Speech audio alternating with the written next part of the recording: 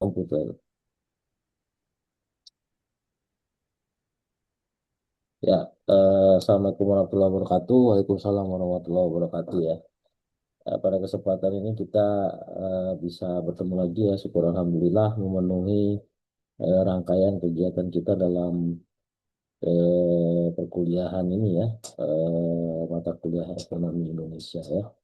Nah, kemarin kita udah ada soal update ya. Itu di ini aja diikuti saja lah bahasa saya begitu ya. Kenapa? Karena itu bagian daripada penilaian. Nanti kan ada tugas, UTS, UAS, tugas individu dan kuis. Jadi kita nanti tinggal kuis ya. Nah, sebelum kita mulai jauh, kita berdoa menurut ajaran dan agama kita masing-masing ya. Eh, Berdoa di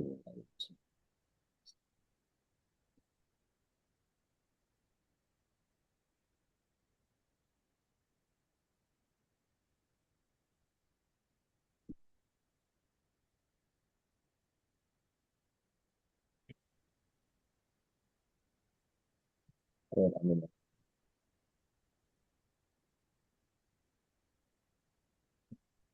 Jadi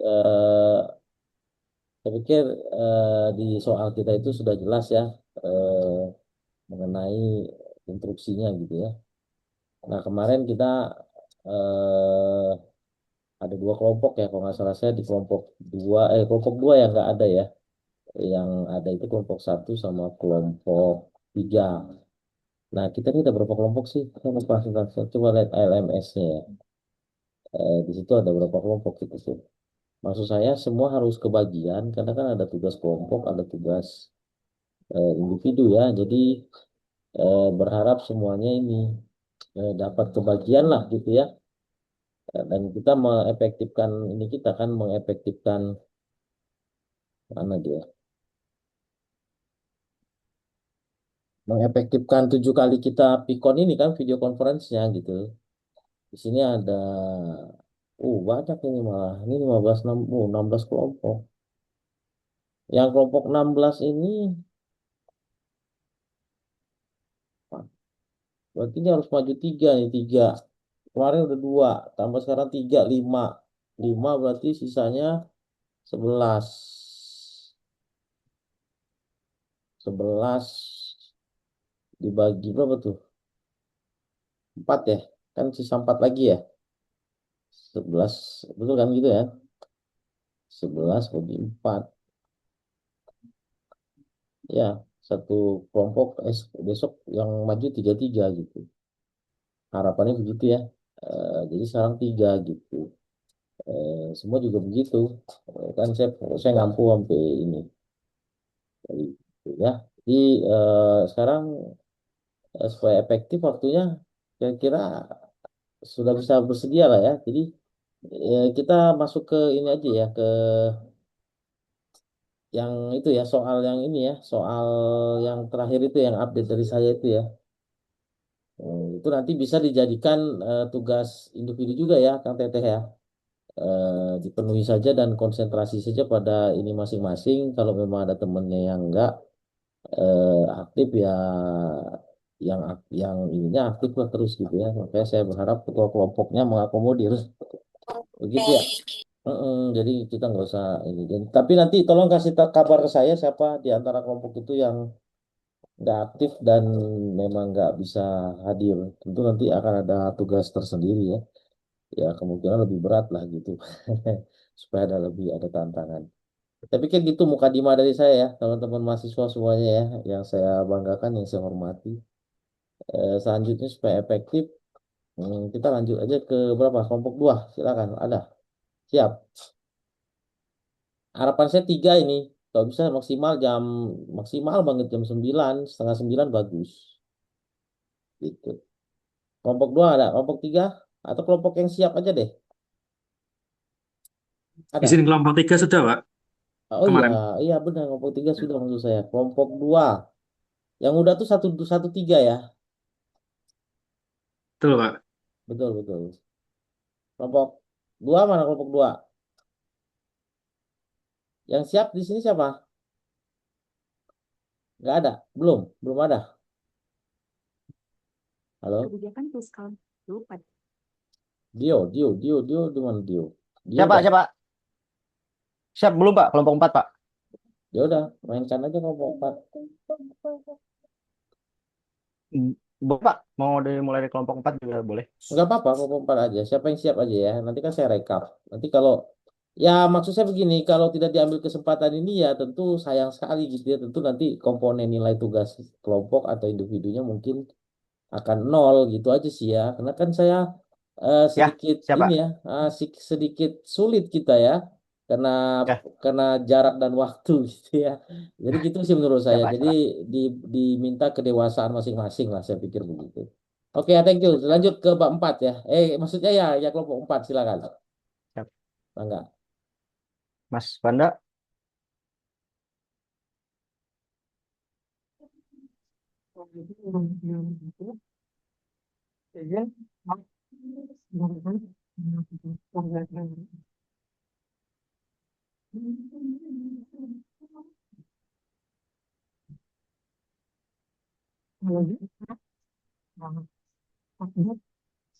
siap.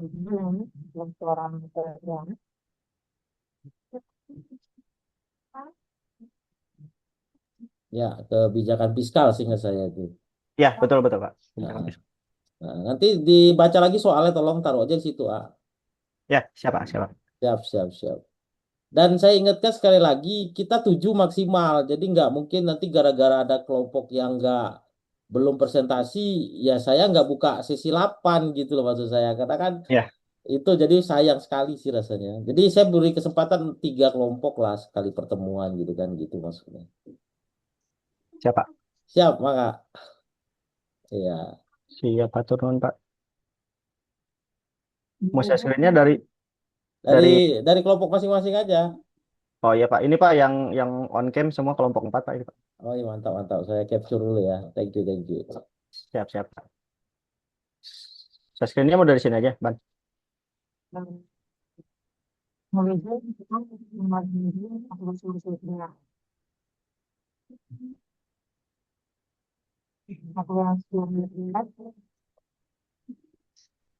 Tidak terdengar Mas Banda suaranya.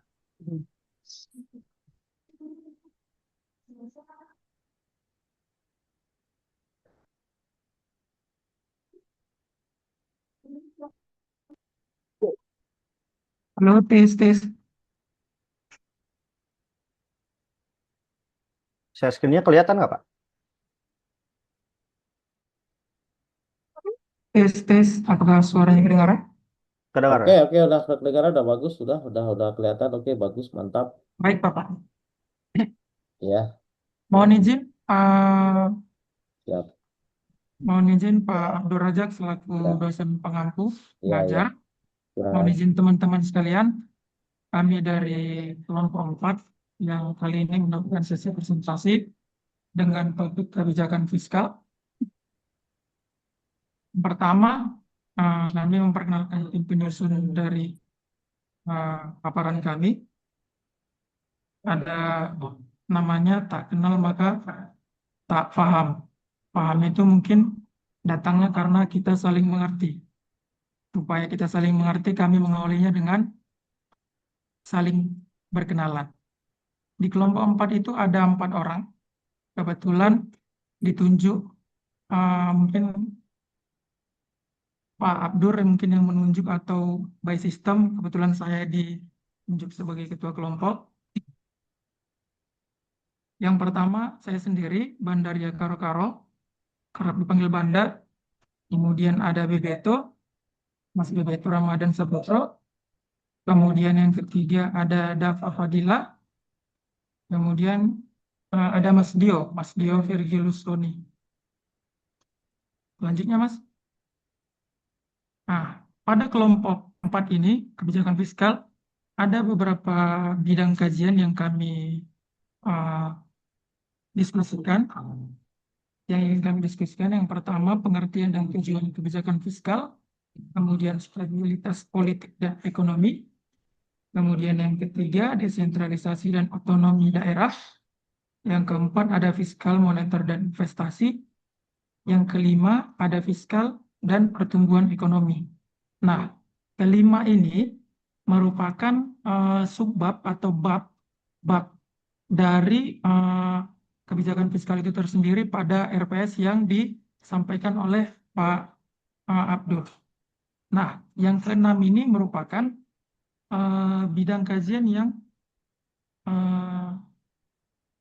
sebagai penugasan kemarin, yaitu membentuk fenomena linearitas waktu dari masa lalu, sekarang maupun ke depan yang akan datang. Kemudian ada yang ketujuh, permasalahan pada kebijakan fiskal itu. Apa yang bisa kita diskusikan nanti mungkin lebih seru kayaknya di situ. Kemudian setelah permasalahan ada solusi atau atas permasalahan yang pada kebijakan fiskal. Kemudian ada kausalitas juga, hubungan sebab akibat. Selanjutnya ini masukan dan saran dari kami yang setelah kami diskusikan. Selanjutnya terakhir itu ada referensi terpustaka. Ini semua sesuai dengan arahan dari tugas yang Pak Abdur berikan. Selanjutnya next. Nah, untuk yang pertama ini mengenal kebijakan fiskal itu sendiri. Apa itu kebijakan fiskal? Jadi kebijakan fiskal itu merupakan satu seperti langkah strategis dari pemerintah dalam mengelola instrumen pendapatan, terutama ada dua instrumennya, ada pajak sama belanja negara atau APBN kerap kita sebut, yang untuk mempengaruhi kondisi makroekonomi yang kami pahami itu secara point of view, helicopter view, secara meluas, secara menyeluruh, melalui penyesuaian anggaran ini. Pemerintah dapat menstimulasi daya beli masyarakat saat ekonomi lesu, atau meredam gejolak inflasi ketika aktivitas pasar terlalu memanas, overheating, demi menjaga arah pertumbuhan ekonomi yang stabil. Ini kami kutip dari Nizar pada buku Pillars of Fiscal Policy fiskal. Selanjutnya, ini sebenarnya ada beberapa tujuan. Di sebelumnya tadi juga bisa kita masukkan ke dalam tujuan kebijakan fiskal pada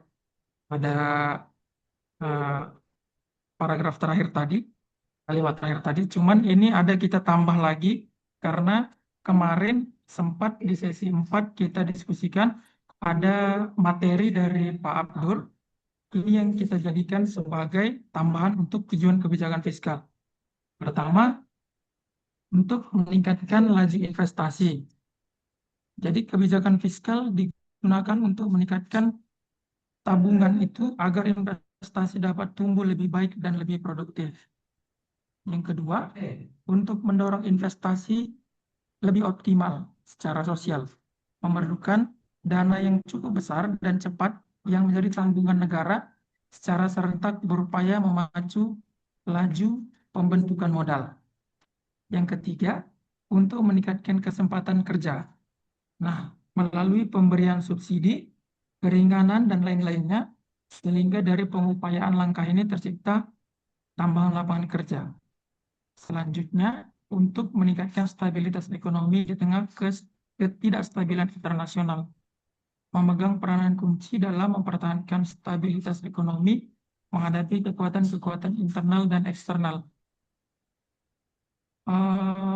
Sebelumnya Pak izin, ini sebenarnya hanya rangkuman kecil karena kami berpikir, kami diskusikan kemarin, untuk PowerPoint ini lebih kita menjelaskan ke poin-poinnya saja, namun sesuai yang kami kumpulkan Pak, ada resume juga secara lengkap yang sudah kita berikan. Selanjutnya ada next Mas. Selanjutnya ada stabilitas. Ada 3 fungsi utama otoritas fiskal. Ini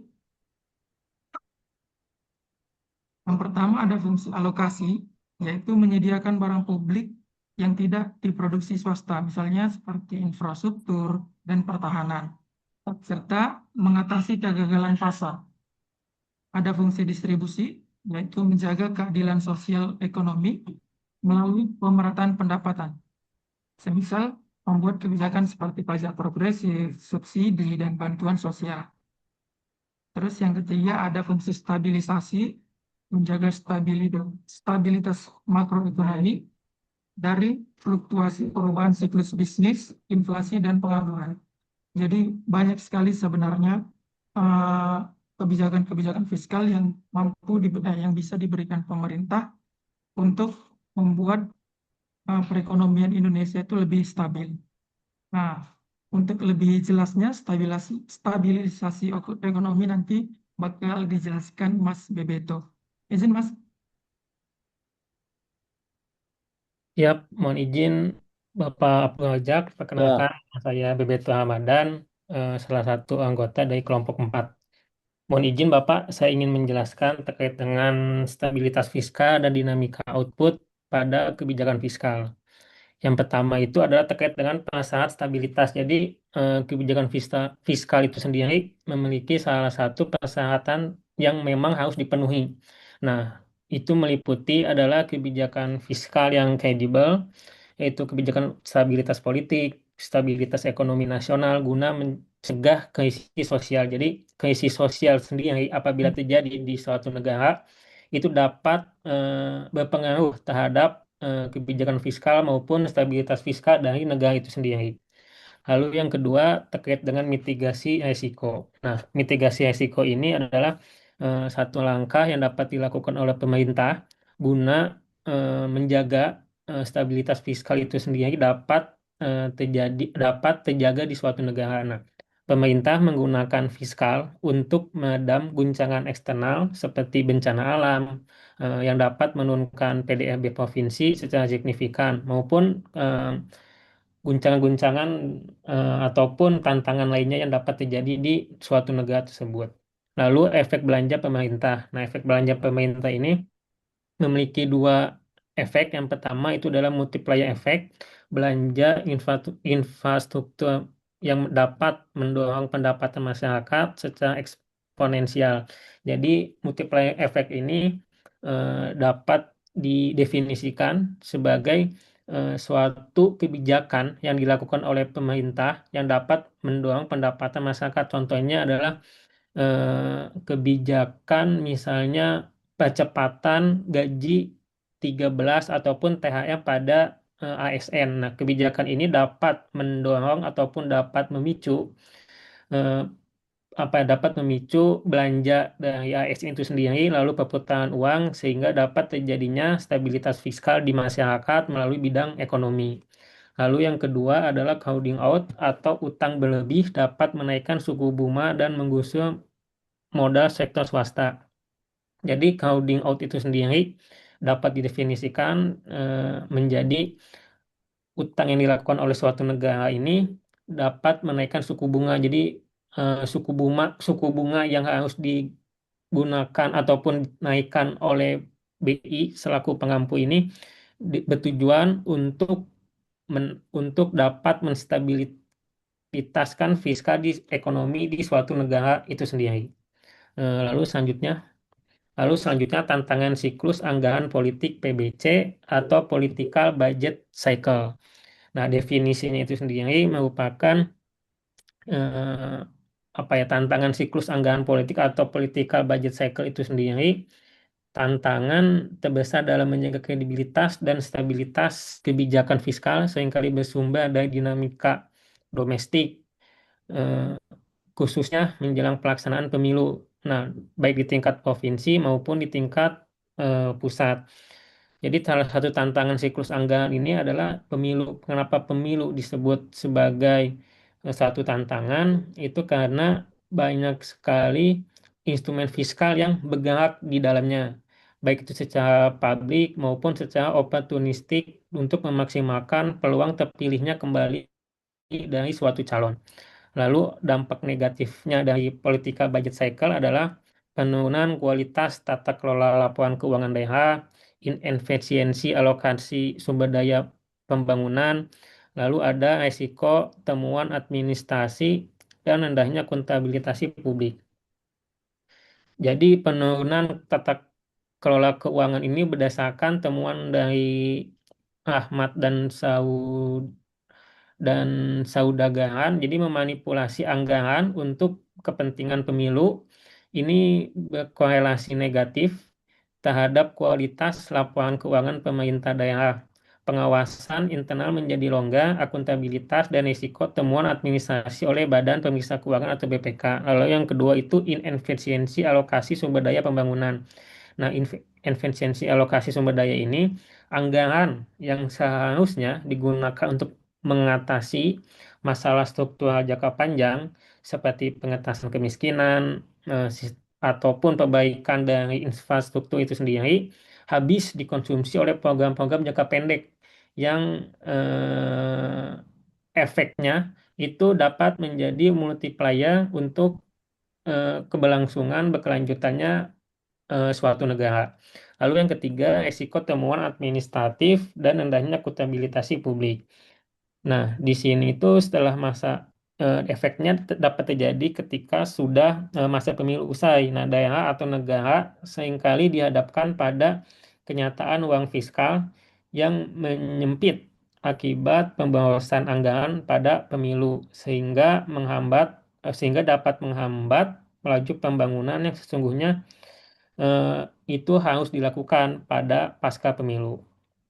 Lalu karakteristik dari tantangan siklus anggaran politik ini adalah pergeseran anggaran dari proyek produktif jangka panjang ke jangka pendek yang populer seperti hibah dan bansos.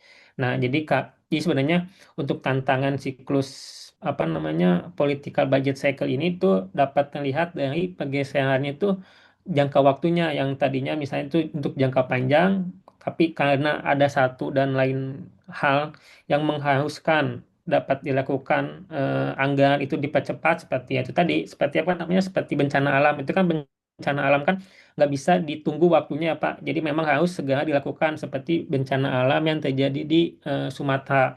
Itu kan sebenarnya kan ada alokasi anggaran lain yang dialokasikan ke sana. Nah, sebenarnya ini dapat menjadi multiplier efek sendiri bagi bagi stabilitas fiskal. Tapi di satu sisi untuk kepentingan umat manusia atau kepentingan masyarakat ini alokasi anggaran itu harus dilakukan. Oke, selanjutnya Mas Dio.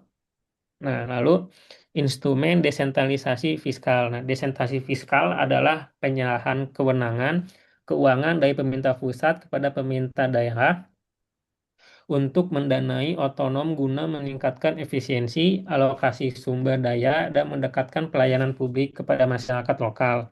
Kebijakan ini bertujuan menciptakan pemerataan pembangunan nasional serta mengurangi kesenjangan antar wilayah melalui pengelolaan anggaran yang lebih responsif terhadap kebutuhan daerah.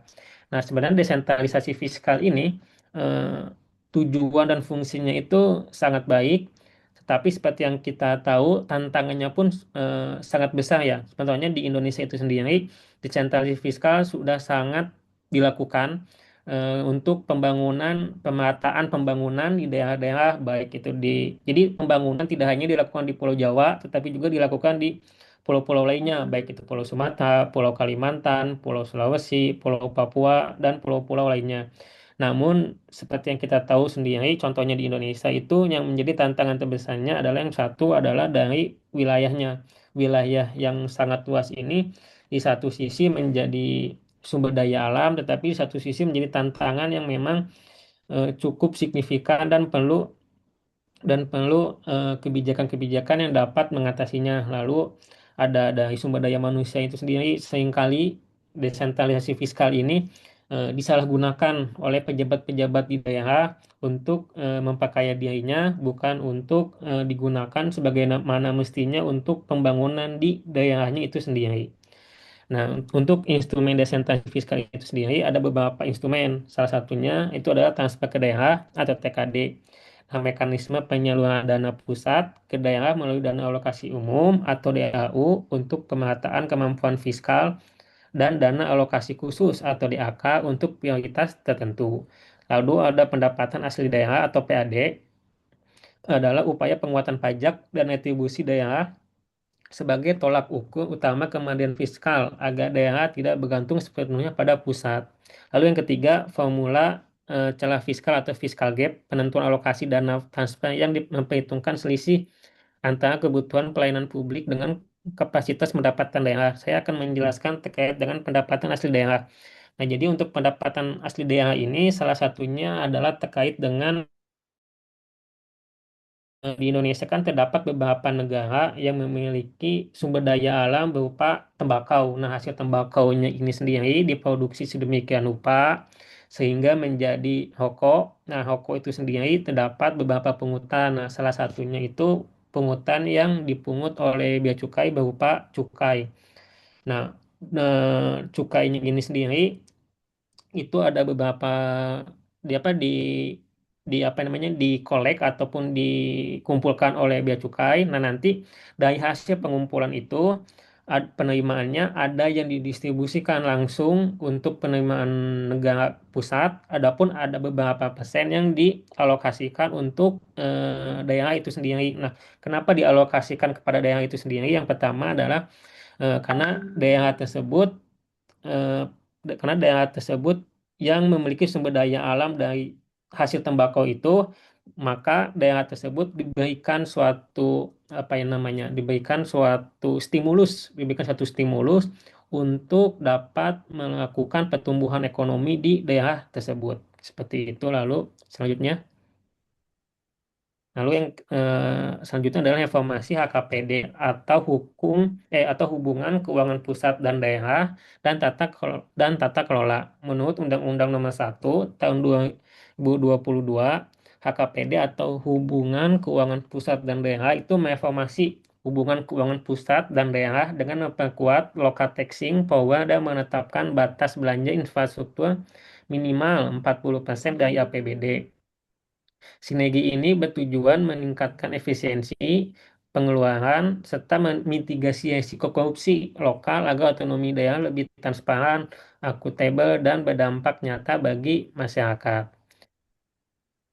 Jadi untuk hubungan keuangan pusat dan daerah ini dapat mereformasi ini sebenarnya tujuannya dari undang-undang ini adalah untuk apa ya namanya untuk mengurangi dari namanya itu hubungan yang mem- korupsi yang dapat dilakukan oleh pejabat di daerah itu sendiri. Makanya otonomi daerah itu melalui undang-undang ini bertujuan atau apa ya dimaksimalkan agar dapat menjadi lebih transparan, akuntabel dan berdampak nyata bagi masyarakat.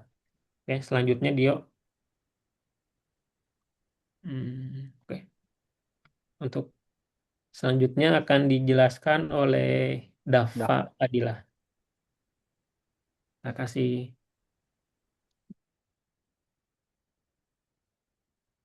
Ya, silahkan ada Pak. Oke, baik.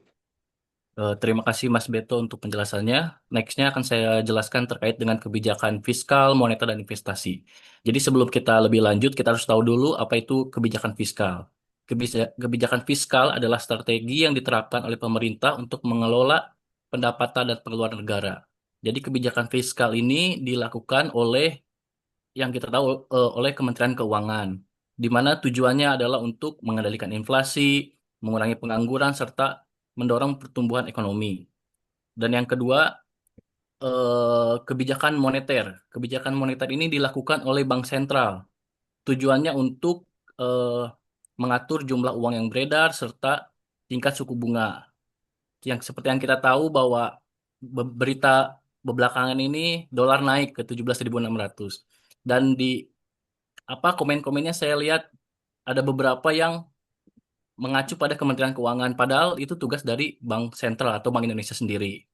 Nah, untuk yang poin pertama yaitu ada sinergi makroekonomi, koordinasi kebijakan fiskal dan moneter sebagai kunci utama daya tarik investasi nasional. Poin kedua, insentif perpajakan. Contohnya ada tax holiday dan tax allowance. Jadi tax holiday ini adalah semacam keringanan untuk perusahaan agar apa semacam ada pengurangan pajak untuk perusahaan seperti itu. Untuk yang ketiga ada manajemen risiko, pengelolaan utang publik yang hati-hati guna mencegah dampak crowding out atau tergusurnya likuiditas sektor swasta. Oke, next Mas Dio. Kebijakan fiskal dan pertumbuhan nasional. Kebijakan fiskal memacu pertumbuhan ekonomi melalui belanja produktif pada infrastruktur dan modal manusia, yang mendorong permintaan agregat serta meningkatkan produktivitas nasional. Sinergi antara stimulus belanja, pemerintahan stabilitas moneter menjadi kunci utama dalam menciptakan lapangan kerja baru, serta memastikan akselerasi output nasional yang berkelanjutan inklusif dalam jangka panjang. Nah, jadi yang seperti saya sebutkan tadi, untuk kebijakan fiskal ini tujuannya itu untuk pertumbuhan nasional, kan? Nah, itu untuk mengatur apa inflasi dan lain sebagainya. Oke, next. Nah, ini poin fenomena linearitas waktu dalam kebijakan fiskal. Jadi untuk di masa lalu, kebijakan fiskal di Indonesia lebih berfokus pada upaya menjaga stabilitas ekonomi dan pembangunan nasional pasca krisis ekonomi. Pemerintah menggunakan instrumen pajak dan belanja negara untuk memperbaiki infrastruktur, meningkatkan kesejahteraan masyarakat, serta mengatasi ketimpangan ekonomi. Pada era reformasi, pemerintahan juga mulai menerapkan desentralisasi fiskal dan otonomi daerah agar pembangunan tidak hanya terpusat di pemerintah pusat. Contohnya, pemerintah memberikan subsidi BBM dan bantuan sosial untuk menjaga daya beli masyarakat setelah terjadinya krisis ekonomi tahun 1998. Nah, jadi untuk setiap periode presiden itu memiliki apa namanya ya kebijakan fiskal tersendiri untuk mengatasi ekonomi pada masanya, karena kan berbeda-beda tantangan ekonomi pada setiap periodenya seperti itu. Next. Nah, untuk masa sekarang, kebijakan fiskal digunakan untuk menjaga pertumbuhan ekonomi, meningkatkan investasi, dan menghadapi tantangan global seperti inflasi, ketidakpastian ekonomi dunia, serta perkembangan teknologi digital. Pemerintah juga fokus pada pembangunan infrastruktur, transformasi digital, dan peningkatan kualitas sumber daya manusia melalui pendidikan dan kesehatan. Selain itu, pemerintah berupaya menjaga keseimbangan antara peningkatan belanja negara dengan pengendalian defisit anggaran agar kondisi fiskal tetap stabil. Contohnya, pemerintah meningkatkan pembangunan jalan tol, pelabuhan, dan bantuan sosial untuk mendorong pertumbuhan ekonomi serta menjaga stabilitas masyarakat. Nah, untuk di masa sekarang ini, seperti yang kita tahu, kebijakan fiskal ini mungkin fokus di peningkatan investasi ya. Karena seperti yang kita tahu pada masa sekarang, ya IHSG itu cenderung turun. Untuk itu gimana ini merupakan tantangan untuk pemerintah, gimana caranya untuk meningkatkan investasi, mendorong investor asing untuk masuk ke Indonesia. Seperti itu. Oke, nextnya. Nah, ini untuk fenomena linearitas waktu dalam kebijakan fiskal di masa yang akan datang. Kebijakan fiskal diperkirakan akan lebih diarahkan pada pembangunan ekonomi berkelanjutan, transformasi digital, ekonomi hijau, dan peningkatkan daya saing nasional. Pemerintah juga memperkuat kemandirian fiskal, mengurangi ketergantungan terhadap utang, serta meningkatkan efektivitas pajak berbasis teknologi. Kebijakan fiskal di masa depan juga diharapkan mampu menghadapi tantangan global seperti perubahan iklim, revolusi industri, dan ketidakpastian ekonomi internasional. Contohnya, pemerintah dapat mengembangkan pajak karbon, memperluas digitalisasi perpajakan, dan meningkatkan investasi pada energi terbarukan untuk mendukung pembangunan berkelanjutan. Contohnya, ini ada apa namanya rencana lah ya untuk pengadaan pajak terkait mobil listrik gitu. Yang sebelumnya kan kita tahu bahwa mobil listrik itu tidak dikenai pajak. Nah, untuk kedepannya mungkin ini sedang direncanakan untuk dikenakan pajak. Seperti itu. Next. Nextnya akan dijelaskan oleh Mas Dio. Mas Dio Oke, dipersilahkan. Oke, terima kasih teman-teman semuanya. Eh, untuk suara saya terdengar, Pak? Terdengar, terdengar. Oke, izin melanjutkan, Pak. Untuk slide selanjutnya akan dijelaskan terkait permasalahan dalam kebijakan fiskal. Beberapa permasalahan dalam kebijakan fiskal kita di Indonesia, kalau misalnya bisa kita dalam dalam hal singkat bisa dikategorikan dalam 5 hal ini, yaitu terkait ketergantungan utang negara negara tinggi membebani APBN, seperti yang kita tahu bahwa hampir setiap tahun ya kita melakukan utang gitu, dan itu cukup membebani dan akhirnya merubah kebijakan fiskal terus-menerus. Lalu adanya kebocoran dan korupsi anggaran yang mengurangi efektivitas. Lalu ada ketimpangan pembangunan antar daerah yang masih lebar. Lalu efektivitas insentif fiskal yang belum optimal dan pengaruh politik dalam penyusunan anggaran atau political budget cycle. Untuk permasalahan ini sendiri, untuk ketimpangan pembangunan antar daerah yang masih lebar, itu kan bisa dilihat bahwa contoh kayak tadi anggaran daerah, kita anggap saja saya kebetulan orang Bandung Pak, di Jawa Barat, dan sekarang saya sedang tugas di Kalimantan Barat.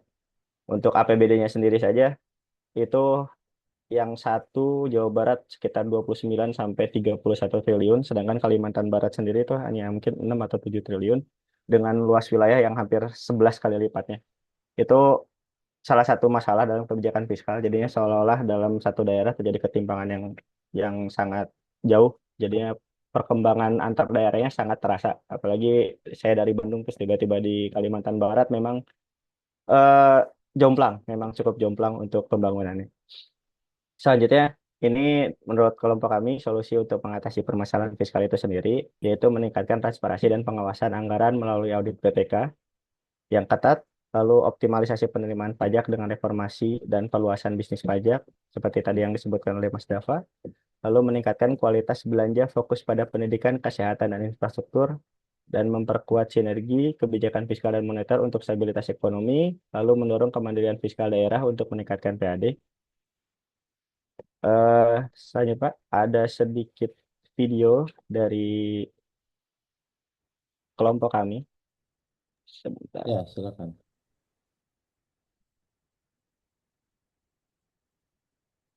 Terlihat tak Pak videonya? Tidak. Belum. Baik, sebentar.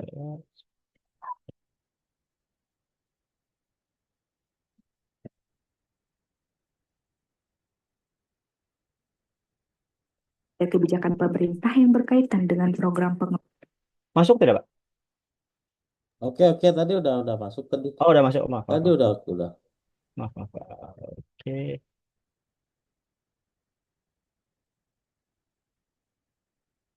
Sebentar.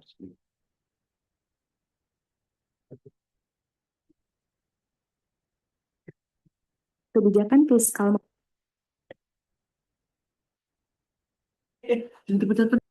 Masuk nggak Pak?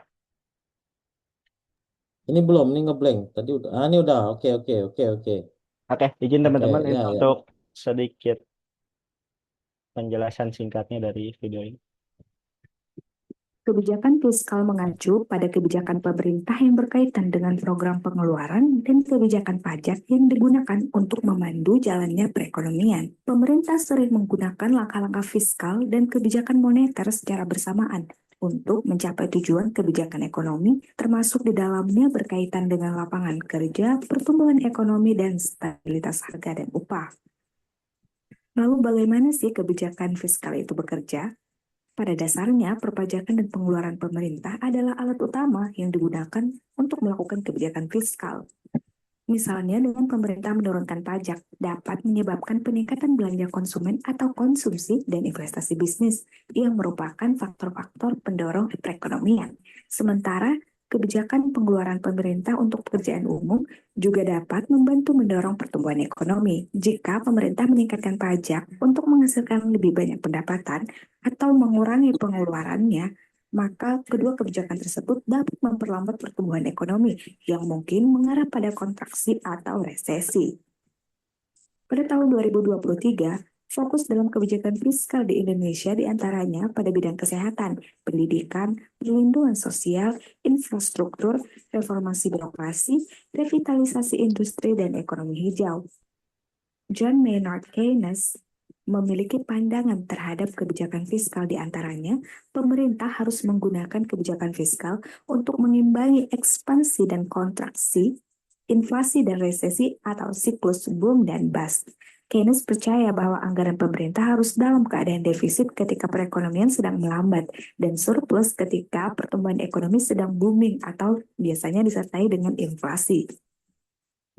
Ia juga menyarankan cara yang dianggap paling efektif di mana stimulus fiskal harus dibiayai oleh pinjaman pemerintah daripada menaikkan pajak atau memotong pengeluaran pemerintah.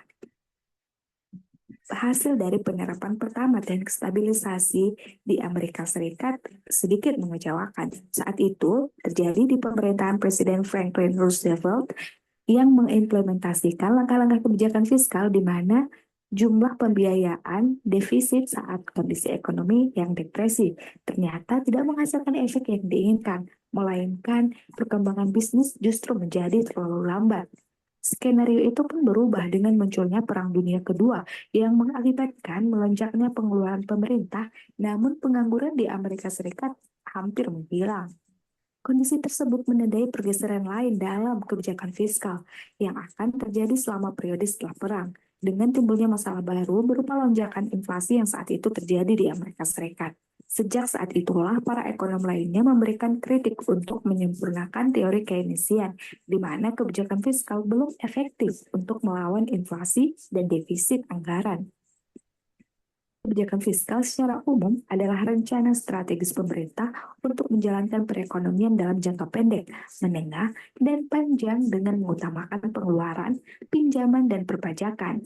Kebijakan fiskal terus berubah. Oleh karena itu, dalam penerapannya, kebijakan fiskal harus dilaksanakan secara hati-hati dan bijaksana.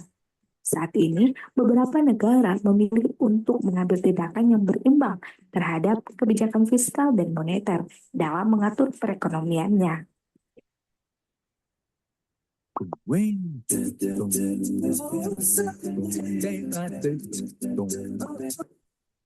Oke.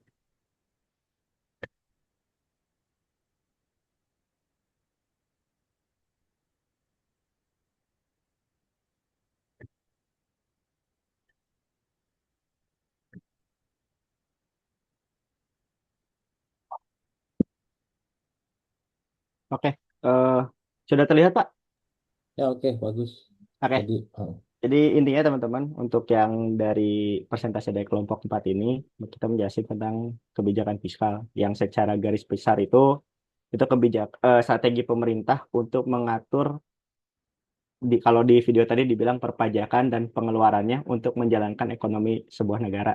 Itu secara garis besarnya. Untuk yang instrumen dan kausal masa lalu dan masa depan itu seperti tadi yang dijelaskan oleh teman-teman. Terus kebijakan fiskal itu bersifat dinamis dan terus berubah.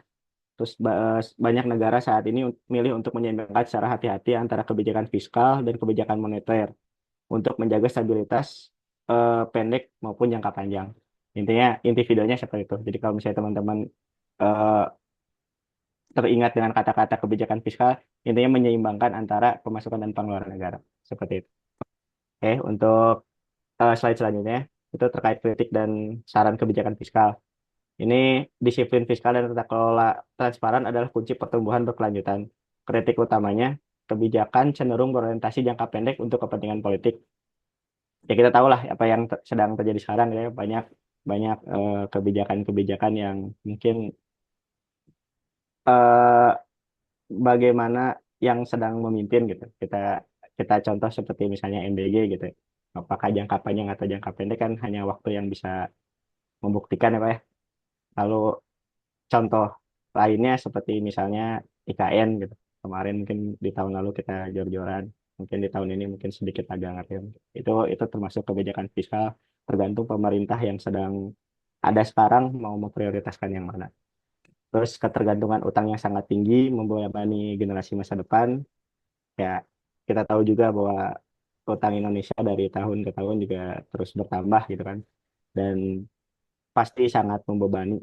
Jadi ketika nanti ada ide-ide baru, akhirnya kembali lagi dengan utang dan utang lagi. Lalu kurangnya konsistensi dalam implementasi kebijakan. Untuk saran dari kelompok kami itu tingkatkan disiplin fiskal dengan penetapan target defisit yang realistis, lalu fokus pada pembangunan jangka panjang dan berkelanjutan, perketat pengawasan anggaran melalui audit independen dan transparansi publik, terus mengurangi ketergantungan pada utang dengan diversifikasi sumber pembiayaan, dan perkuat kapasitas kelembagaan untuk implementasi kebijakan yang konsisten. Kurang lebih seperti itu untuk garis besarnya. Mungkin kalau misalnya teman-teman nanti mau lihat detailnya, nanti kita bisa kasih resume. Seperti itu.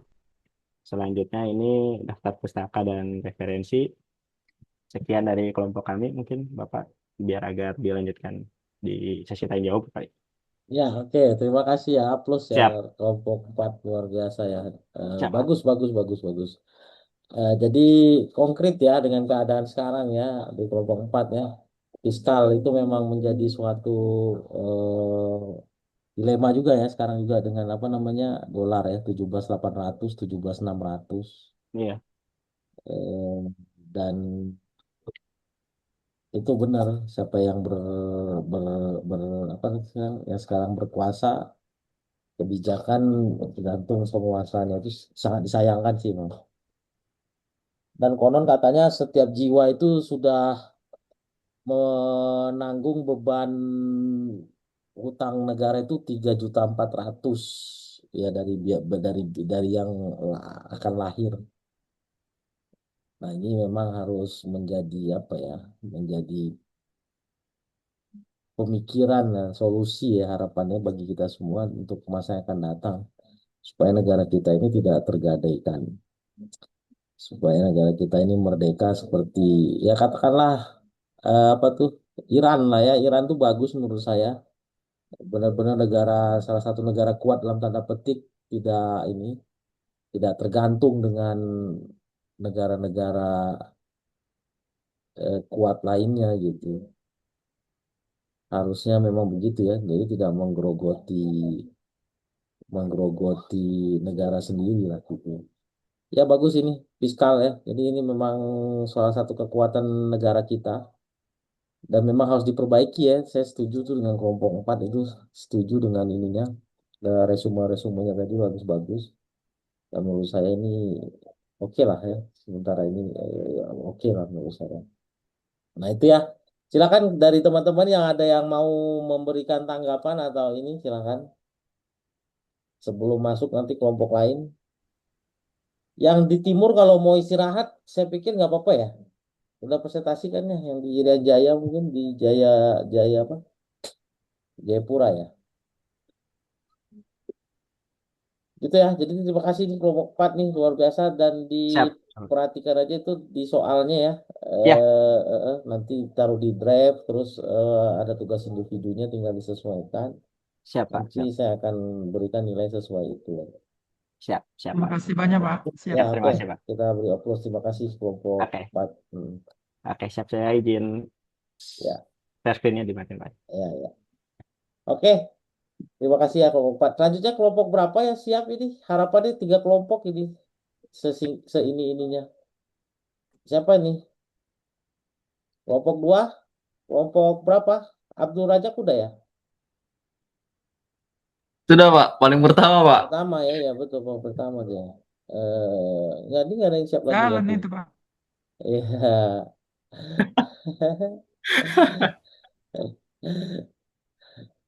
Ada lagi yang lain? Halo? Nggak ada ya? Sayang sekali ya. Izin Bapak, Ya, mungkin kelompok 5 Pak. boleh Dodi, silakan. Ya, memang harus Dodi. Jadi nanti masuk ke nilai kalau Dodi malu-malu gitu ya. Saya nggak buka sesi 8, cukup sampai 7 aja. Saya tuh ada segini nih, segini nih, segini. Mana sih? 8 tuh segini nih, 8. Mungkin bisa dibantu share screen Mbak Dwi sama nanti saya dibantu sama Mas Dwi Bowo, terus Mas Eka sama Mbak Dwi. Pak, Ya, izin. silakan, silakan. Nanti kalau ada yang nggak aktif. Kelompok 4 tadi aktif semua ya? Ya, sip. Kelompok 4 aktif semua ya tadi ya. Oke, yang nggak aktif kasih tahu aja saya. Oke, lanjut, lanjut. Kelompok 5. Izin perkenalan dulu Pak terlebih dahulu. Silakan. Perkenalkan saya Dodi Kristianto Purba Pak. Dengan teman-teman saya ada Eka Gilang Aditya, Dwi Bowo Aris Munandar, sama Dwi Kurniawati. Kita di sini membawakan tema kebijakan moneter. Mungkin ini eh, selaras dengan kebijakan fiskal yang sudah disampaikan dengan teman-teman dari kelompok 4 tadi, Pak. Nanti presentasinya akan diawali oleh Mas Eka ya, Mas Eka Gilang ya. Ya, betul Mas. Nah, izin Pak. Siap. Mohon izin Pak, apa suara saya sudah terdengar? Sudah. Eh, Oke. ya, mohon izin saya akan membawakan pengertian kebijakan moneter. Teman-teman, apa sih kebijakan moneter itu? Kebijakan moneter itu adalah langkah-langkah yang diambil oleh bank sentral buat mengatur jumlah uang yang beredar dan suku bunga demi kestabilan ekonomi nasional berkelanjutan. Nah, tujuannya itu untuk menjaga dan menstabilitas nilai tukar mata uang rupiah, di mana salah satunya bisa tercermin dari tingkat inflasi yang rendah dan stabil. Fungsinya itu menjaga iklim investasi, menjaga kestabilan harga barang, menurunkan laju inflasi, membuka lapangan pekerjaan, meningkatkan pertumbuhan ekonomi, menjaga kestabilan kurs, dan meningkatkan neraca pembayaran. Next. Nah, selanjutnya ada pengertian dari Otoritas Jasa Keuangan, yaitu lembaga negara yang independen, bebas dari campur tangan pihak lain yang mempunyai fungsi, tugas, dan wewenang mengatur, mengawasi, pemeriksaan, dan penyidikan terhadap keseluruhan kegiatan di sektor jasa keuangan. Yaitu mewujudkan sistem keuangan yang stabil, berkelanjutan, serta melindungi kepentingan konsumen masyarakat. OJK juga melakukan pengaturan dan pengawasan terhadap kegiatan jasa keuangan, yaitu pada sektor perbankan, sektor pasar modal, asuransi, dana pensiun, lembaga penyimpanan, dan berbagai sektor keuangan lainnya. Nah, wewenang OJK itu termasuk pengaturan, pengawasan dan pemeriksaan, perizinan dan kelembagaan, perlindungan konsumen, dan penegakan hukum. Next-nya. Nah, selanjutnya ada instrumen kebijakan moneter. Eh, apa sih instrumen kebijakan moneter itu? Yaitu alat yang digunakan untuk mengatur jumlah uang beredar, suku bunga dan kredit guna mencapai stabilitas ekonomi dan mengendalikan inflasi. Instrumen kebijakan moneter itu ada 5. Yang pertama itu ada kebijakan diskonto. Kebijakan diskonto itu apa sih? Yaitu kebijakan moneter yang dilakukan Bank Indonesia dengan cara mengatur tingkat bunga pinjaman yang diberikan kepada bank-bank umum. Nah, cara kerjanya itu bank sentral itu menaikkan suku bunga dan itu akan berdampak pada tingginya masyarakat yang ingin menabung. Jika masyarakat menabung uang di bank, maka jumlah uang yang beredar sehingga inflasi terkendali. Dan sebaliknya, jika suku bunga diturunkan, masyarakat akan menarik uang dari bank dan jumlah uang yang beredar di masyarakat bertambah, maka ekonomi akan tumbuh. Yang kedua ada operasi pasar terbuka. Operasi pasar terbuka itu adalah jual beli surat berharga pemerintah untuk mendorong penarikan jumlah uang yang beredar. Nah, cara kerjanya itu kalau bank sentral menjual SBN yaitu surat berharganya akan menurunkan jumlah uang yang beredar dan konsumsi masyarakat akan menurun. Otomatis inflasi terkendali. Dan sebaliknya, jika bank sentral membeli surat berharga dari masyarakatnya, jumlah uang yang beredar akan naik, konsumsi masyarakat akan naik, dan ekonomi akan tumbuh. Yang ketiga ada kebijakan rasio cadangan wajib. Nah, ke rasio cadangan wajib ini dilakukan oleh Bank Indonesia dengan mewajibkan bank menyimpan sebagian dana nasabahnya di Bank Indonesia dan tidak boleh seluruhnya disalurkan sebagai kredit. Eh, jadi kalau cadangan wajib dari bank biasa ke Bank Indonesia dinaikkan, pasti jumlah kredit yang tersalurkan akan turun, sehingga jumlah uang yang beredar juga akan turun. Nah, itu membantu untuk mengendalikan inflasi. Dan sebaliknya, jika cadangan wajibnya diturunkan, jumlah kredit yang disalurkan ke masyarakat meningkat, terus jumlah uang beredar meningkat, dan ekonomi akan tumbuh. Selanjutnya, yang keempat ada kebijakan pinjaman selektif. Nah, kebijakan pinjaman selektif ini adalah kebijakan moneter Bank Indonesia, yaitu mengarahkan dan atau membatasi pemberian kredit hanya pada sektor tertentu yang dianggap penting atau produktif bagi perekonomian. Yaitu memperketat kredit konsumtif, membatasi kredit tertentu, dan memberikan kemudahan kredit pada sektor produktif yang tadi ya. Untuk kebijakan yang selanjutnya ada kebijakan himbauan moral. Bank sentral itu memberikan himbauan, arahan, atau ajakan kepada bank dan lembaga keuangan agar mengikuti kebijakan ekonomi tertentu. Dengan cara pertemuan dengan pelaku ekonomi, membuat pernyataan resmi seperti surat edaran dan arah kebijakan yang mau kemana. Ya, untuk selanjutnya, Yang materi selanjutnya adalah kebijakan moneter mendorong kenaikan fiskal. Nah, kebijakan fiskal dan moneter ini merupakan dua pilar utama stabilitas ekonomi nasional. Kebijakan fiskal berperan dalam mendorong pertumbuhan dan kesejahteraan. Kebijakan moneter menjaga stabilitas harga dan nilai tukar. Nah, ini ada tiga ya poin penting di mana kebijakan moneter mendorong kenaikan fiskal. Yang pertama, suku bunga mempengaruhi anggaran negara. Jika Bank Indonesia menurunkan suku bunga, maka biaya pinjaman pemerintah menjadi murah.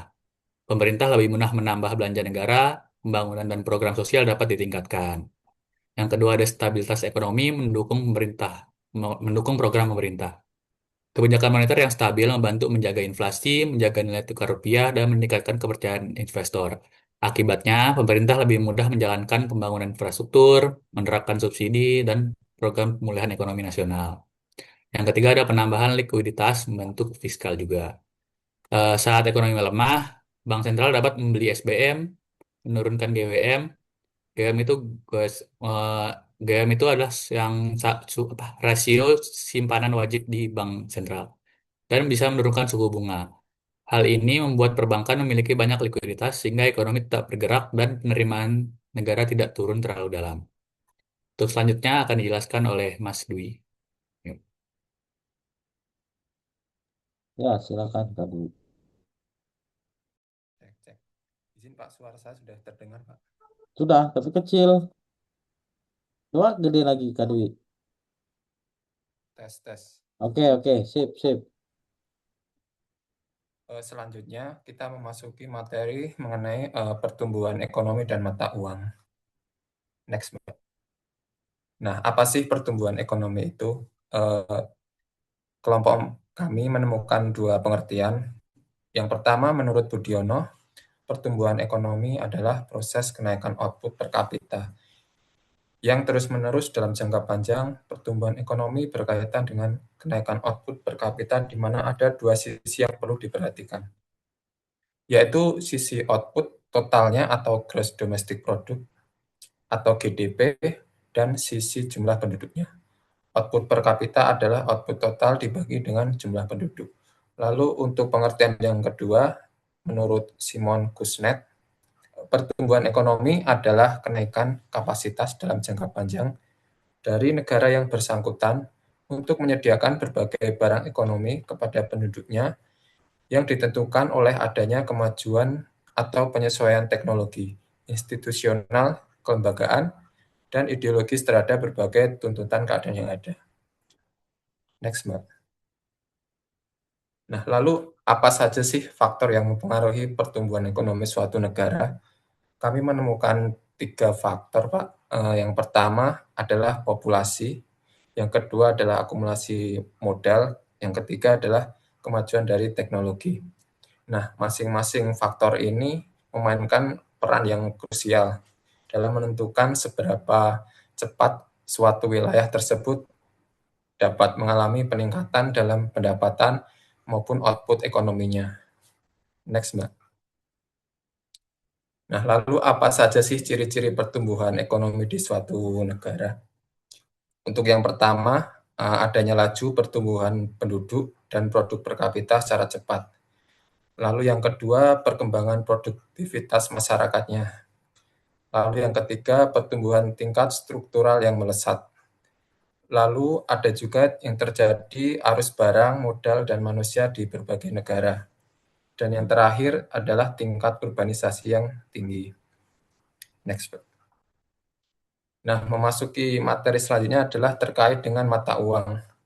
Mata uang merupakan uang yang dikeluarkan oleh Negara Kesatuan Republik Indonesia yang disebut sebagai rupiah. Mata uang ini juga sebagai simbol kedaulatan suatu negara yang harus dihormati dan dibanggakan oleh seluruh warga negara Indonesia.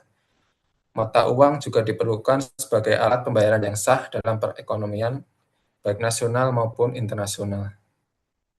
Next. Nah, lalu apa sih hubungan mata uang dengan pergerakan saham? Mata uang dan pergerakan saham memiliki hubungan yang erat dan saling mempengaruhi. Secara umum, ketika mata uang suatu negara menguat, tentunya saham cenderung akan naik. Begitu sebaliknya, saat mata uang tersebut melemah, maka saham juga akan cenderung turun. Nah, mata uang yang lemah ini juga memiliki dampak. Salah duanya adalah saham eksportir diuntungkan dan saham importir tertekan.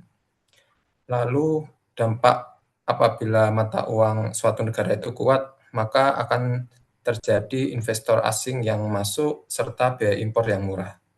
Next. Nah, lalu bagaimana sih konsep tukar mata uang suatu negara itu? Untuk pengertian nilai tukar atau biasa kita kenal dengan kurs adalah harga mata uang suatu negara terhadap mata uang negara lain. Nah, contohnya per hari ini $1 Amerika sudah mulai menyentuh 17.600 sekian. Nah, fungsi dari nilai tukar mata uang itu adalah yang pertama mempermudah transaksi internasional. Lalu bisa juga menentukan harga suatu barang, baik ekspor maupun impor. Lalu nilai tukar mata uang itu juga bisa menjadi indikator kondisi suatu ekonomi negara, serta mempengaruhi investasi dan pasar modal. Nah, nilai tukar mata uang ini juga ada dua kondisi, yaitu yang pertama adalah apresiasi dan depresiasi. Untuk apresiasi itu bisa kita lihat jika nilai rupiah menguat terhadap mata uang asing. Sedangkan depresiasi bisa kita lihat jika nilai rupiah melemah terhadap mata uang asing. Next. Nah, apa saja sih faktor yang mempengaruhi nilai tukar? Ada 3 faktor. Yang pertama adalah faktor fundamental. Nah, ini terdiri dari inflasi, suku bunga, pendapatan nasional, kebijakan bank sentral. Lalu yang kedua, faktor pasar. Ini terdiri dari permintaan dan penawaran valuta asing. Lalu aktivitas ekspor-impor, capital outflow, dan spekulasi pasar. Lalu faktor yang terakhir, faktor non-ekonomi. Yang pertama adalah kondisi politik suatu negara, krisis ekonomi global, serta sentimen investor dan berita pasar. Next. Nah, nilai tukar mata uang juga berpengaruh terhadap dunia usaha. Bisa kita lihat saat rupiah menguat atau bisa disebut juga apresiasi tadi, bisa kita lihat melalui biaya impor bahan baku yang lebih murah. Lalu beban utang luar negeri menurun, lalu stabilitas usaha meningkat. Nah, tapi saat rupiah melemah atau depresiasi ini, bisa kita lihat efeknya dengan harga bahan baku impor naik, biaya produksi meningkat, laba perusahaan pun ikut menurun. Nah, nilai tukar terhadap dunia usaha juga berdampak pada beberapa sektor. Salah satunya sektor bisnis, bisa kita lihat dari perusahaan berbasis impor. Ini lebih rentan terhadap pelemahan rupiah karena biaya impor turut meningkat. Lalu untuk perusahaan yang berbasis ekspor cenderung diuntungkan saat rupiah melemah karena produk yang jadi lebih murah di pasar internasional. Lalu dampaknya pada investasi serta pasar modal, nilai tukar stabil meningkatkan kepercayaan investor dan mendorong masuknya investasi. Tapi nilai tukar tidak stabil justru menyebabkan capital outflow dan penurunan harga saham. Next. Nah, selanjutnya kami akan menjelaskan studi kasus yang akan dijelaskan oleh ketua kami, Mas Dodi. Mas Dodi, dipersilakan. Ya, silakan Mas Dodi. Izin melanjutkan presentasi kami, Pak. Oke. Ini kita sampaikan beberapa link berita. Kami mengambil isu tentang nilai tukar rupiah yang melemah. Ini mungkin bisa diklik masing-masing ininya nanti. Perlu disampaikan nggak, Pak ya? Link berita Berapa lama itu? Maksudnya ada 1 menit, 2 menit aja? 5-7 menit sih, Pak. Link videonya sih, Pak. Oh, lewat aja, lewat. Nanti kita cek sendiri masing-masing aja ya di Google Drive ya. Ya, Pak. Oke. Nah, menurut kami, kenapa kami angkat nilai tukar rupiah ini? Karena kami akan menjelaskan dari sisi kebijakan moneter. Apa sih yang menyebabkan rupiah melemah? Menurut kelompok kami membagi faktor rupiah melemah itu ada dua. Yang pertama, faktor luar negeri atau eksternal. Yang kedua, dalam negeri atau internal. Nah, pelemahan nilai tukar rupiah kita tahu per hari ini itu sudah di titik 17.741 ribu rupiah per 1 US dollar. Nah, hal itu menurut kelompok kami secara faktor eksternalnya itu terjadi karena adanya perang Amerika Serikat Israel dengan Iran. Nah, inilah yang mengakibatkan distribusi minyak dan gas itu menjadi terhambat sehingga harga-harga menjadi melambung. Atas harga yang melambung ini sehingga pemodal itulah menarik investasinya dari negara berkembang lalu memindahkannya ke negara yang lebih aman dan lebih stabil. Lalu yang kedua, faktor dalam negeri atau internalnya, yaitu pemasukan dan pengeluaran negara merupakan salah satu faktor yang menyebabkan rupiah melemah. Lalu kemudian cicilan utang dan cadangan uang, lalu ketidakpastian kebijakan. Hal inilah yang membuat investor ragu terhadap kapasitas pembayaran APBN kita. Apa sih dampak melemahnya rupiah terhadap perekonomian kita?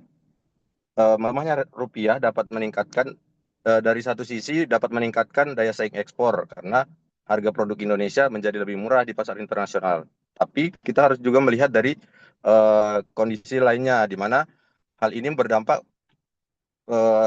menjadi biaya impornya menjadi lebih naik dan ini dapat memicu inflasi. Kelompok kami merangkum ada 3 dampak melemahnya rupiah. Yang pertama, harga kebutuhan pokok meningkat secara perlahan, di mana banyak sektor industri manufaktur kita dan pangan itu masih ditopang oleh impor. Akibatnya harga barang pokok di pasar-pasar tradisional nantinya ikut melambung, yang pada gilirannya akan memicu lonjakan inflasi dan mengurangi daya beli masyarakat secara nyata. Lalu yang kedua, biaya transportasi dan kesehatan meningkat. Dampak berantai ini akibat dari melemahnya nilai tukar tidak hanya terbatas pada sektor pangan juga, Pak, tetapi juga langsung berdampak pada sektor sekunder yang penting bagi kehidupan masyarakat. Yang ketiga, beban subsidi dan utang negara yang meningkat, di mana penurunan nilai tukar mata uang dalam pengelolaan keuangan negara menyebabkan tekanan berat terhadap struktur APBN. Nah, di sisi pengeluaran pemerintah ada lonjakan tajam, terutama dalam beban subsidi energi, karena tadi kita masih melakukan impor energi. Lalu karena biaya impor minyak mentah jadi jauh lebih mahal ketika diubah ke rupiah, itu menyebabkan pelemahan nilai tukar kita. Lalu berikutnya, menurut kelompok kami, dari materi kebijakan moneter ini kami merangkum bahwa dari sisi kebijakan moneter, cara untuk menguatkan nilai rupiah itu ada 3.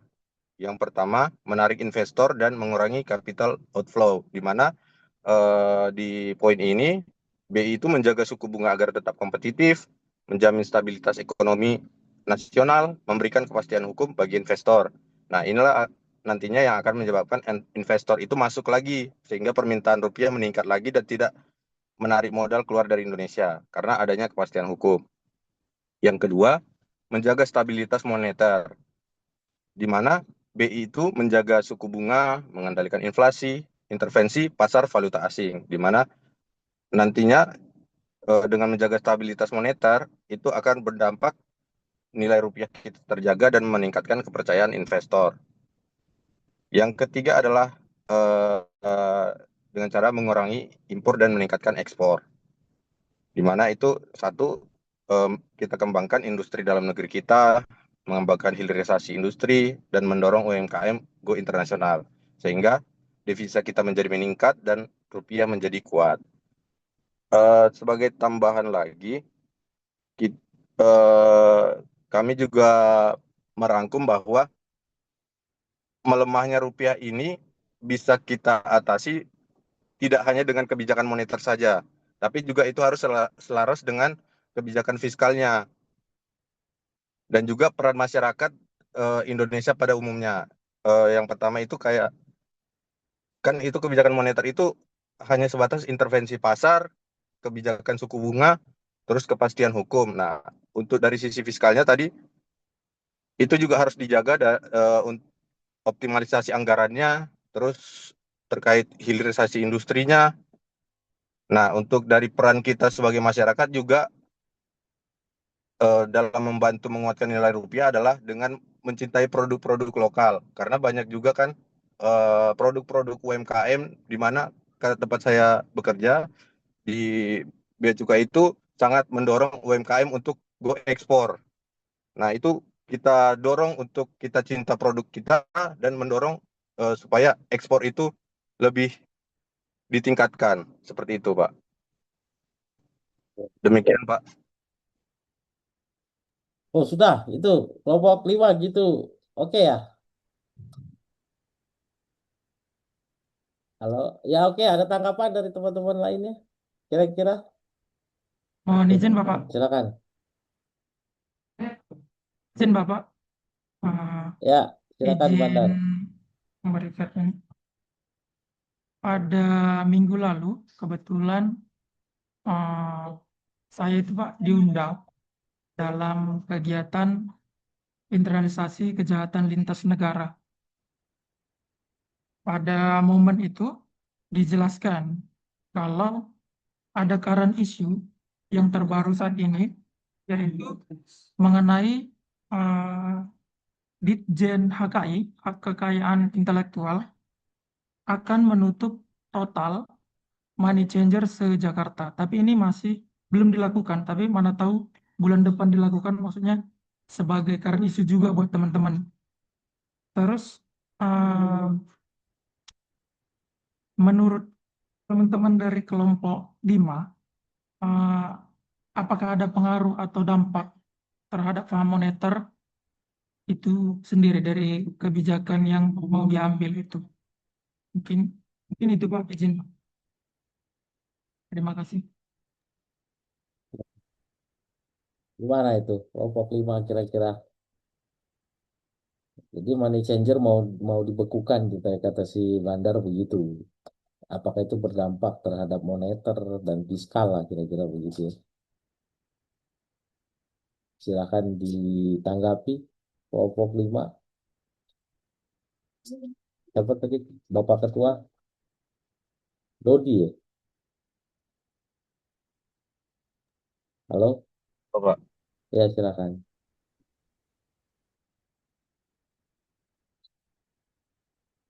Si money changernya mau dibekukan gitu kata si Bandar tadi. Tapi ini masih isu. Kalaulah itu terjadi, itu berdampak nggak terhadap moneter? Kena. Ada Ya, ini tanggapan? mohon izin Ya, memberi silakan. tanggapan. Silakan Kak Ilham. Menurut saya berpengaruh Pak, terutama terhadap kestabilan nilai tukar rupiah. Nah, penutupan money changer ini izin bertanya dulu dalam rangka apa? Apakah terkait penukaran uang-uang ilegal atau semua penukaran uang apa rupiah? Apakah kebijakan untuk membatasi penukaran uang rupiah ke dolar mengingat rupiahnya melemah? Tapi dengan penutupnya money changer ini, menurut saya menurut saya Pak ya, kebijakan yang salah karena jika ini tersebar luas ke masyarakat akan menimbulkan keresahan yang sangat, Pak. Karena tiba-tiba masyarakat tidak boleh bertukar uangnya di money changer yaitu secara resmi, pasti nanti masyarakat lebih lebih panik dan menukar uangnya lewat tindakan-tindakan ilegal yang mana itu merugikan Indonesia sendiri, Pak. Jadinya otomatis nanti tambah melemahnya lagi rupiah. Menurut pandangan saya begitu, Pak. Mungkin teman-teman lain ada yang ingin menambahkan. Ya, saya menambahkan dari Eka, benar tuh saya juga sependapat itu Eka. Kalau Bandar sendiri mungkin ada ininya, ada antinya tadi, maksudnya ada jawabannya Bandar yang tepat dari hasil Ah, itu. sebenarnya kemarin nggak sempet ini Pak, nggak sempet bertanya banget kemarin karena langsung dijelaskan sama Ibu Kasubdit dan kemarin kesempatannya itu sedikit waktunya Pak. Jadi dia hanya menyampaikan current isu itu perihal terlalu banyaknya kegiatan ilegal yang menimbulkan kejahatan lintas negara sih kemarin itu Pak pembahasannya. Tapi kalau eh, benar dilakukan ditutupnya itu kan kan saat ini saja Pak untuk apa rupiah yang melemah itu aja kita udah para ekonomi itu mengarah mengarah apa ya statementnya itu ke arah masyarakat itu bisa jadi panik gitu Pak. Jadi otomatis saat ini kemarin baru dengar berita juga bahwa banyak yang melakukan penukaran uang. Nah, kalau benar itu terjadi, seandainya yang seperti yang dibilang Bu Basobet itu perihal Ditjen HKI, hak kekayaan intelektual akan menutup money changer, itu kan nggak habis pikir juga kan Pak. Mana tahu ada solusi dari teman-teman saya pikir tadi seperti itu Pak. Izin.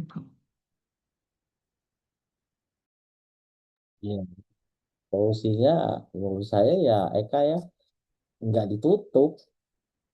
Solusinya nggak ditutup karena itu bakal tambah lemah memang putaran kita punya ini ya mata uang ya. Karena kan mata uang itu kan bagian daripada ini kegiatan perekonomian. Izin menambahkan Pak, Ya silakan Dodi. menurut saya untuk menutup money changer kayaknya merupakan keputusan yang kurang tepat menurut saya Pak, karena eh, tujuan utamanya kan sebenarnya untuk agar menutup celah kejahatan lintas negara ya. Berarti harusnya yang dibahas adalah eh, terkait regulasi money changer yang harus diperketat lagi Pak. Seperti itu. Karena kalau sepenuhnya money changer itu dampaknya sangat besar. Itu dari yang sektor pariwisata pasti terhambat karena turis itu kesusahan untuk menukarkan rupiahnya juga Pak di situ.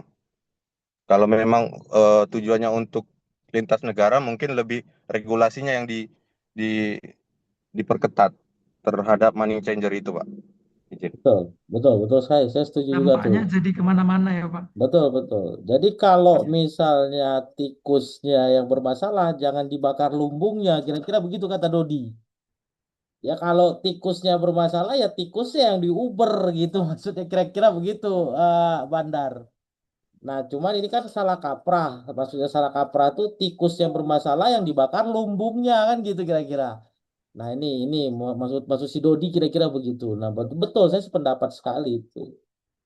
Jadi memang ya nggak bisa lah kalau tikusnya bermasalah yang dibakar lumbungnya nanti bakal bakal menjadi api yang besar itu sih menurutnya. Ya, itu betul loh, saya setuju sekali karena memang nggak bisa sektor pariwisata, sektor perdagangan, sektor investasi dan seterusnya akan terkunci kira-kira begitu. Itu ya mungkin secara garis besar ya. Jadi saya pikir ada kaitan dengan mata kuliah kita ini ya kita agak setuju lah ya. Saya pikir itu mungkin hanya sebagai ungkapan kekesalan, tapi kalau ditinjau lagi saya pikir yang di atas-atas sudah pinter lah ya. Banyak. Ya itu tadi logikanya kalau tikusnya masalah masa ya lumbungnya yang dibakar kan kira-kira begitu. Ya Epsren Sitomorang ada pertanyaan ada ini ada itu resign Epsren Sitomorang.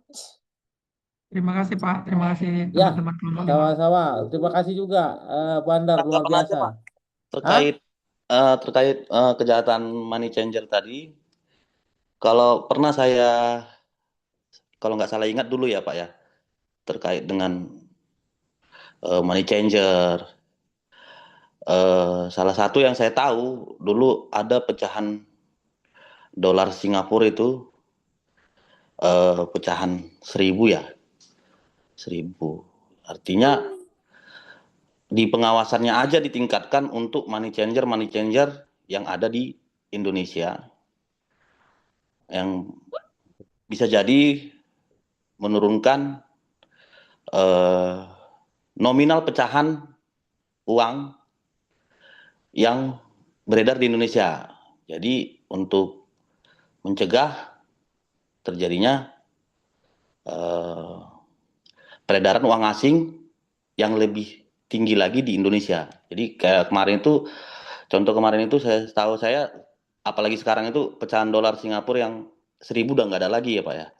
Jadi diperkecil lagi gitu. Jadi misalnya misalnya untuk kejahatan internasional yang berkaitan dengan mata uang ini, dengan bentuk uang kartalnya yang pecahannya lebih kecil, jadinya lebih terawasi. Seperti itu Pak. Tapi kalau untuk menutup money changer, saya juga dari kelompok 6 tidak setuju. Terima kasih Pak. Ya, luar biasa, Epsilon itu orang ya. Jadi kelihatan banyak orang dari Sumatera sana ya. Jadi Ya saya Pak. ingat sama kampung saya juga dari Medan ini. Tapi udah lama di Bandung. Ya oke, betul itu, Siap Pak. setuju. Setuju saya, setuju sekali. Memang nggak bisa itu. Karena krisis 98 pun gitu nggak sampai nutup money changer. Justru ininya yang diperkuat persatuan bank-bank itu tadi. Benar itu, setuju. Jadi udah kita kita sepakat ya di kelas ini bahwasannya itu tidak bisa, tidak baik lah dampaknya udah pasti. Itu dampaknya udah pasti lebih dahsyat daripada perang Iran kayaknya. Itu kira-kira. Oke, terima kasih ya. Ada lagi tawaran dari kelompok 5 tadi ya. Thank you ya. Mantap, kelompok 5 luar biasa tadi ya, sama kelompok berapa tadi? 3. Sorry, kelompok 4 ya. Ya. Oke, ada yang mau ditambahin kelompok 5, kelompok 4 tadi udah ya. Kelompok 5 mau ditutup closing statement. Oke, kira-kira kelompok 5 silakan ditutup closing statement.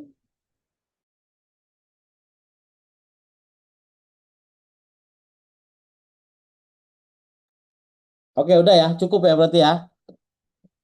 Berarti kita udah jam 9 nih ya. Saudara luar biasa semangat ya, dan menurut saya ini hidup ya, suasananya hidup. Dan ini memang kita kehendaki gitu ya, supaya lebih ya betul perekonomian kita ini daripada komunikasi kita satu arah gitu ya. Nah, ini harapan saya. Jadi bukan harapan saya, biar lebih baik sih menurut saya. Jadi dan itu kan bisa sekaligus memberi penilaian terhadap kelompok dan individu. Tapi kalau nanti komunikasinya satu arah dari saya aja nanti malah tidur semua. Saya khawatir begitu. Maka kita bikin komunikasi dua arah seperti gini ya. Jadi mohon di di apa ya, dijalankan saja semuanya. Capek udah pasti capek lah ya, semua juga capek ya. Kita semua juga beraktivitas dari pagi sampai maghrib kadang ya, terus nyambung lagi nih sampai jam 9, mungkin di sana jam 11 ya yang di Papua. Nah, jadi mohon untuk kedepannya saya persilakan 3 atau 4 mungkinnya. Ya mungkin kalau misalnya mau siapa aja, misalnya 4 kelompok nih, berarti kita coba batasi 20 menit ewang gitu kan ya. Ini karena tadi nggak ada, jadi ya kita los aja 2 kelompok, jadi masing-masing dapat 45 menit ini lebih kurang. Nah, kalau nanti minggu depan ada 4 kelompok, mungkin ya bisa kita batasi 20 menit ewang gitu ya. Tapi harapan saya semuanya maju gitu. Yang nggak maju ya jangan salahkan saya juga nanti kalau nggak ada nilai tugas sama nilai ininya ya. Nilai tugas kelompok sama nilai tugas individu gitu. Saya sangat menyayangkan. Karena kalau kita tambah terminnya jadi 8 kali Vicon atau 9 kali Vicon itu sangat tidak memungkinkan. Ya, jadi mohon diperhatikan. Saya juga sampaikan ini di kelas yang lain. Saya pikir itu sudah menjadi ini kita ya, standar kita lah ya. Supaya semuanya dapat ini, dapat penilaian yang baik lah menurut saya gitu. Harapan saya begitu. Dan saya tidak tidak berniat ini ya, tidak berniat tidak meluluskan lah ibaratnya gitu ya. Oke ya, saya pikir udah sangat fleksibel banget ya. Ini kita ya. Jadi ya, jadi kita akhiri dulu pertemuan kita yang ketiga. Tolong sampaikan ke teman-teman di forum gitu ya. Yang keempat dan selanjutnya kalau ada 3 atau 4 kelompok kita batasi 20 menit. Emang masih keburu. Yang jelas saya nggak nambah sesi ke 7 ke 8, ke 8 ke 9 ke 10 Vicon gitu ya. Dapat dipahami ya, saudara mahasiswa semua ya. Mantap ya. Oke, juara dan Izin taruh Pak, aja ya. sebelum ditutup saya mau bertanya Pak, Ya silakan silakan. terkait tugas individu. Ya, Itu kan disuruh membuat laporan. Ini laporan kelompok sendiri atau kelompok orang lain Pak yang untuk laporannya Pak? laporan kelompok sendiri aja. Oh, laporan kelompok sendiri. Ya, Siap, siap. ya gitu. Siap. Oh, Diperkaya aja lagi nggak apa-apa, Kak Asmi. oh, siap. Ya Siap Pak. gitu, aman. Biar selaras aja ini Baik, kalau. Pak. Mm. Siap. Oke ya, aman ya semua ya. Siap, Thank you ya. siap. Terima kasih Pak. Sip, Terima thank kasih, you. Pak. Terima kasih Ya, atas Pak. semuanya. Pak. Sip, thank you Terima ya. kasih, Pak. Ya, Yang Pak. dari Sumatera, horas, Makasih horas. banyak, Pak. Sama-sama ya. Pak. Oke, thank you, thank Izin, you. izin Pak Razak. Ya, nama Eka. Iya Pak, kebetulan Ya. kami kelompok 6 sebenarnya sudah siap Pak. Izin kalau pertemuan selanjutnya kira-kira minggu depan atau 2 minggu lagi ya Pak? Saya akan bilang per 2 minggu gitu. Oh, per 2 minggu, baik Pak. Kita saya bilang Terima kasih banyak. Ya, sama-sama ya Eka. Enggak, ini Ya, takutnya hatur nuhun, kelelahan. Gimana Pak? Eka Sarang eh gitu atau pada lelah. Iya, siap Pak. Lagi, Hatur nuhun Pak. tapi bisa 4 mungkin kita batasi 20 menit lewat. Pokoknya semuanya maju aja. Oke ya. Jadi ready kan aja tuh ini lagi 2 part. Thank you ya semuanya. Sip. Ya, Thank you, terima kasih Pak. ya. Banyak, Ya, Pak. sama-sama. Selamat Oke, malam. makasih banyak. Assalamualaikum. Terima kasih banyak, Pak. Terima kasih, Pak.